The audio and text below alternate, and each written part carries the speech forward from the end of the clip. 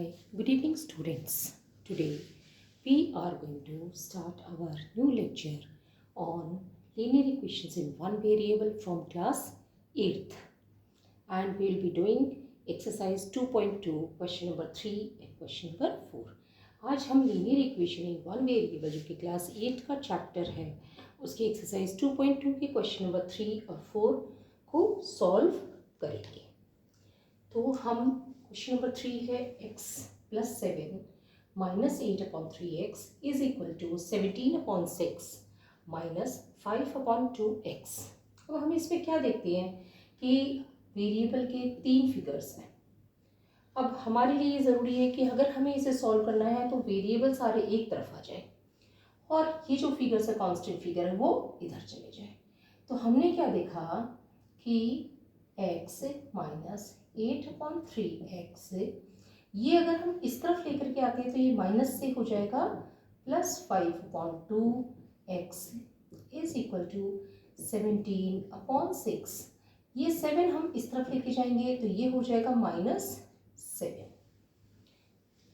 अब हम क्या देखते हैं इसके अंदर कि यहाँ पे 1 है, यहाँ 3 है, यहाँ 2 है, तो हम एक एलसीएम निकालते हैं 1, 3 और 2 का। तो 2, 1, 3, 1, 3, 1, 1, 1, सो 2 into 3 is LCM। So 2 3s हो जाते हैं 6। अब हमें 6 को 1 से डिवाइड करते हैं तो we get 6 and we multiply with the numerator. हम न्यूमरेटर से मल्टीप्लाई करते हैं जो कि 1 है, तो हमारे पास आ जाता है 6x। अब यहाँ पे 3 है, हम 6 को 3 से डिवाइड करते हैं तो 3 2s are 6, सो 2 हमारे पास आया। इस 2 को हम -8 से मल्टीप्लाई करते हैं तो 2 8 जा 16x। अब इसे हम 6 को 2 से डिवाइड करते हैं तो 2 3s are 6, 3 को हम 5 से मल्टीप्लाई करते हैं तो plus 15x is equal to, यहाँ पे भी हम इसी तरीके से 6 एलसीएम आ गया हमारा क्योंकि यहाँ पे नीचे 1 है। तो हम क्या देखते हैं 6 को 6 से डिवाइड किया 1 आया, 1 को 17 से मल्टीप्लाई किया 17 आया।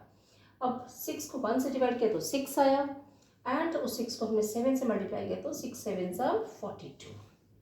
अब हमने यहाँ पे क्या देखा कि 6x plus 15x this is 21x minus 16x divided by 6 is equal to, यहाँ पे -42 है, 42 में से 17 को हम जब घटाएंगे तो हमारे पास आएगा 2 7 8 9 10 11 12 इज 5, 3 में से 1 गए 2, सो हमारे पास आया -25/6। अब हम क्या देखते हैं 21 माइनस 16, सो हमारे पास क्लियरली है कि 5x/6 इज इक्वल टू -25/6। अब हम क्या देख रहे हैं कि 5/6 यहाँ पे मल्टीप्लाई हो रहा है तो यहाँ जब आएगा तो वो डिवाइड हो जाएगा और डिवाइड होने का सीधा सा मतलब है x is equal to -25/6। Divide होने का मतलब डिवाइडेड बाई 5/6। सिंपल सी बात है, अगर हम किसी नंबर को डिवाइड कर रहे हैं तो उस नंबर का हम रेसिप्रोकल लेके उससे मल्टीप्लाई कर सकते हैं। सो हमारे पास आया -25/6 मल्टीप्लाइड बाई 6/5। 6 और 6 1 से गए, 5 5s are 25, तो हमारे पास x की वैल्यू आ गई -5। अब हमारा आंसर सॉल्यूशन निकल आया x का, इट इज -5। हालांकि इस क्वेश्चन में solve the following linear equations ही पूछा गया है तो हमारा आंसर एक तरीके से आ चुका है, लेकिन फिर भी आपके मन में ये शक हो कि नहीं हमें चेक करके देखना चाहिए कि हमारा आंसर सही है या गलत है। ये ऑप्शनल है, आप चाहें तो चेक कर सकते हैं, आप चाहें तो नहीं चेक करें, लेकिन मेरा मानना ये है कि मैथ्स में अगर आप चेक कर लेते हैं तो यू आर श्योर कि your answer is correct. So let's do that. तो हम चेक करते हैं। हमने पहले भी पढ़ा है कि हम किस तरीके से चेक करते हैं x plus 7 minus 8/3x is equal to 17/6 minus 5/2x। हमने ये इक्वेशन लिखी, ये लेफ्ट हैंड साइड है, ये है हमारी इक्वेशन का राइट हैंड साइड। तो हमें क्या मिला एक्स प्लस 7 माइनस 8/3 एक्स। हम x की वैल्यू -5 पुट कर देंगे, सो -5 प्लस 7 माइनस 8/3 -5। अब हमें यहाँ पे क्या मिला, -5 प्लस 7 इट इज़ +2। यहाँ पे 8 माइनस 8/3 मल्टीप्लाइड बाई -5, तो minus and minus, minus multiplied by minus we get plus.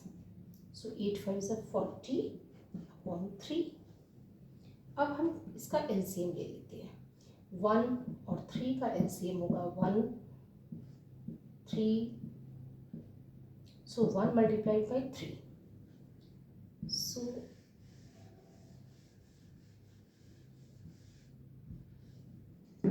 हमारा एलसीएम आया 3। यहाँ पे 1 है डिनोमिनेटर में, सो 3 को 1 से डिवाइड किया तो 3 आया, 3 2 6 प्लस 3 को 3 से किया 1 40, we get 46/3।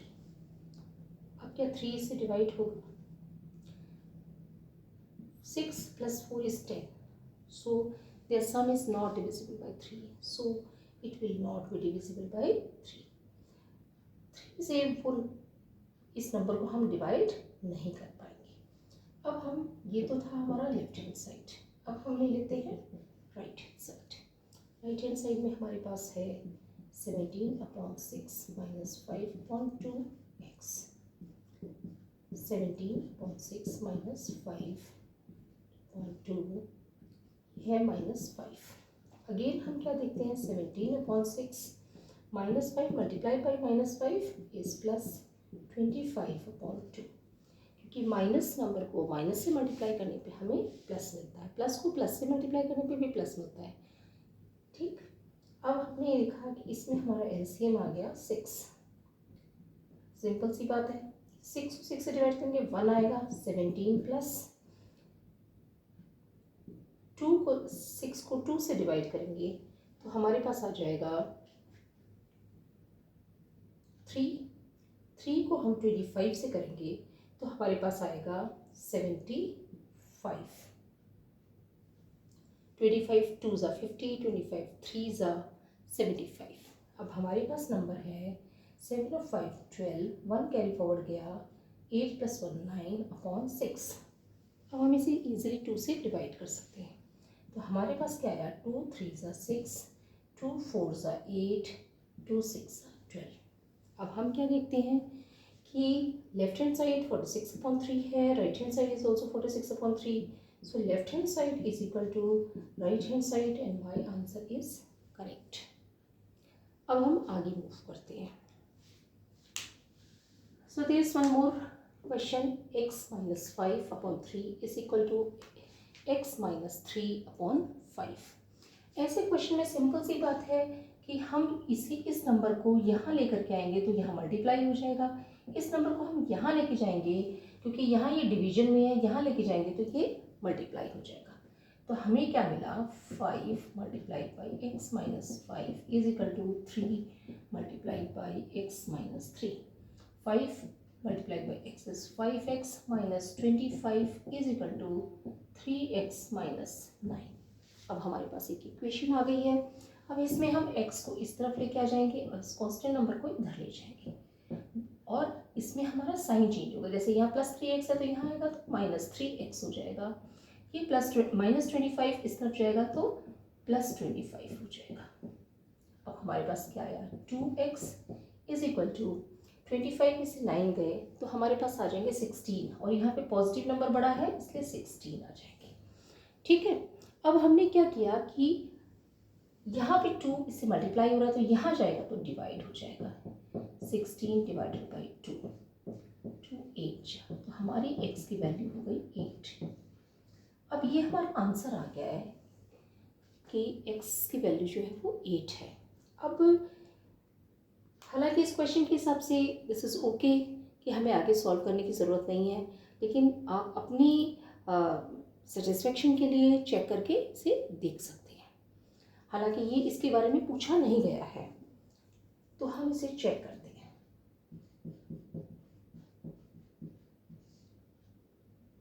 x minus 5 upon 3 is equal to x minus 3 upon 5. This is left hand side, this is right hand side. So x minus 5 upon 3 is equal to x की value है 8, मैंने 8 value put कर दी. 8 minus 5 upon 3 is equal to 3 divided by 3 is equal to 3 1 3 3 1 3 1. अब ये हमारा left hand side का आ गया. अब हम राइट हैंड साइड ले लेते हैं. राइट हैंड साइड में हमारे पास है x minus 3 upon 5. This is equal to x की वैल्यू है 8. 8 minus 3 upon 5 is equal to 5 upon 5. 5 1 5 5 1 5. So हमने देखा कि left hand side is equal to right hand side. So मेरा answer x is equal to 8 is correct. So अब हमने third और fourth दोनों क्वेश्चंस को सॉल्व करके देखा है और अपनी तसल्ली के लिए हमने इन्हें क्रॉस चेक करके भी देख लिया है. आप इन क्वेश्चंस को अपने हाथों से वापस प्रैक्टिस करके की कोशिश करें. अगर कोई चीज़ आपको नहीं समझ में आती है तो वो आप शेयर करें. अगर ये वीडियो आपको अच्छा लगा है तो इसे आप लाइक करें और चैनल को सब्सक्राइब करें. और आपके जिन फ्रेंड्स को मैथ समझने में कठिनाई होती है आप उन फ्रेंड्स के साथ ये वीडियो शेयर करें. Thank you.